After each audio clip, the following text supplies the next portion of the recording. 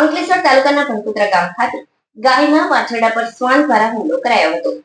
શ્વાન દ્વારા કરાયેલા હુમલામાં ઘાયલ વાછરડાનો કરુણા એનિમલ એમ્બ્યુલન્સ ટીમે સારવાર કરી જીવ બચાવ્યો હતો. જાગૃત નાગરિકની મદદથી વાછરડાનો જીવ બચ્યો હતો. અંકલેશ્વર તાલુકાના ભણકુત્રા ગામ ખાતે ગાયના વાછરડા ઉપર 3 શ્વાનો હુમલો કરતા તે ગંભીર રીતે ઈજાગ્રસ્ત થયું હતું અને કણસતી હાલતમાં માર્ગ પર પડ્યું હતું. આ દ્રશ્ય અહીંથી પસાર થતા જાગૃત નાગરિક અમનકુમાર જોતા તેઓ દ્વારા કરુણા એનિમલ એમ્બ્યુલન્સને જાણ કરવામાં આવી હતી.